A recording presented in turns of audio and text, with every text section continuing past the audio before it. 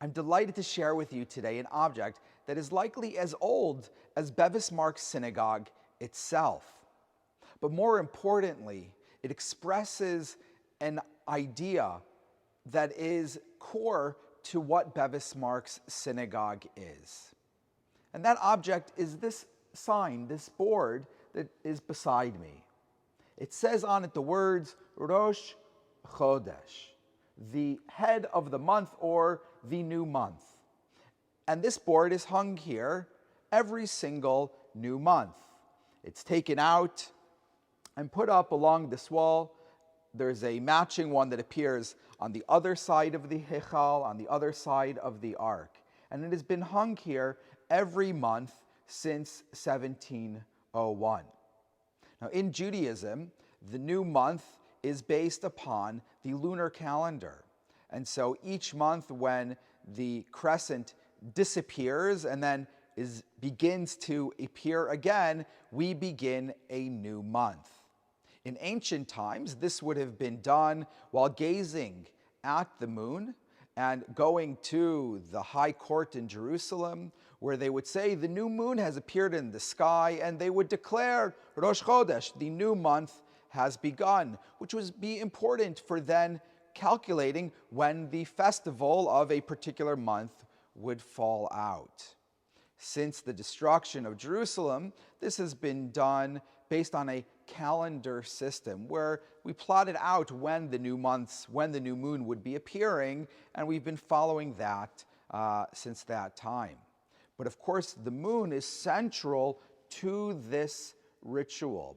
And indeed, it's considered to be the first commandment in the Torah, in the Bible, where Moses is told, HaChodesh hazeh lachem, that this shall be to you the month.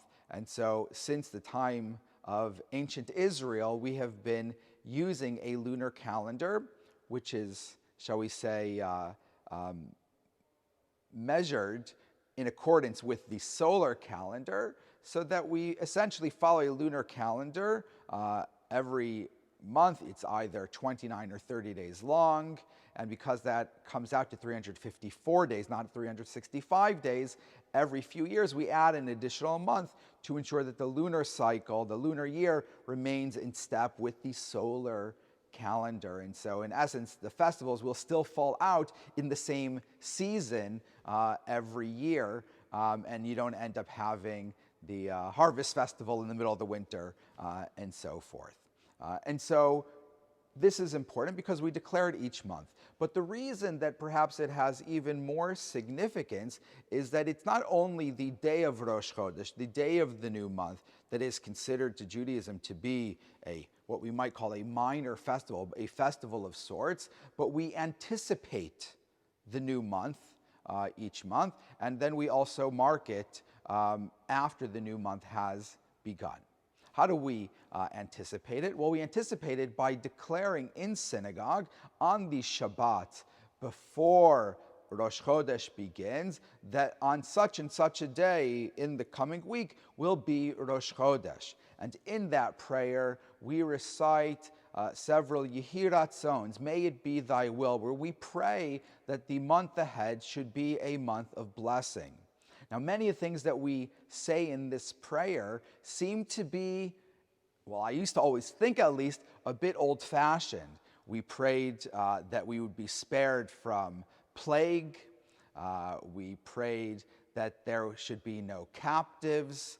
And yet, over these past years, unfortunately, many of the things that we think of as being almost medieval continue to be challenges for the world or for our community in particular. And so the idea that the new month is marked each month is a time where we pray or hope that this month should be better than the previous month, that we should be spared any persecution or difficulty.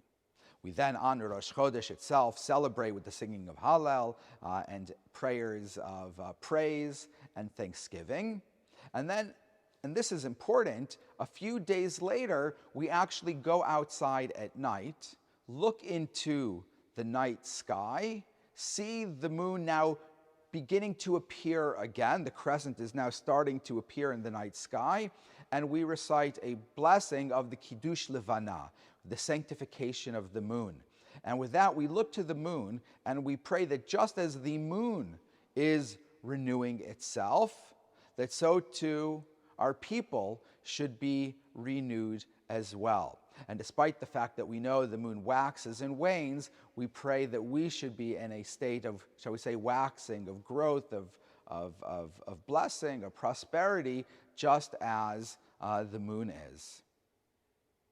Now, unfortunately, there is another tradition that says that if you can't say the prayer because the moon has been obscured, that in fact the blessing won't come, but ultimately the curse, God forbid, will befall you. And so for Jewish communities, it's considered to be vitally important that this prayer can be recited. Now with this, I turn to our challenges with the planning applications that we've been talking about for really years now, because if these towers, 31 Berry Street now in particular, would be granted permission, the tower would block the part of the sky that is essential for us to recite this prayer. The moon takes a particular arc across the sky, and so it doesn't just appear anywhere in the sky. It's not like you can just look anywhere and see the moon. It appears in particular places after nightfall, depending on the exact day. And as this video shows you, even though the moon can be seen, shall we say, crossing the sky, it only appears in one particular area after nightfall. This is a video taken in January. And so it's specifically in this location where it's now nightfall that this tower would potentially be built. And it's why it's so important in order to preserve the religious traditions of the Jewish community of Bevis Marks Synagogue, as we have for centuries in this location, of why it's so important that this building is really just unconditionally refused, and we can ensure that the synagogue will be protected. The Jewish community's relationship to the moon is very important. It's the first commandment to the Jewish people in the Bible at the time of the Exodus. It's something that we mark every month. We anticipate the new moon, we celebrate it, we then pray as the new moon appears. And indeed, at Bevis Marks Synagogue, as this sign demonstrates, this has been a core element of our ritual from the very beginning. And we pray it will continue to be for centuries yet to come. And with that, I wish you all a Chodesh Tov, a good new month ahead.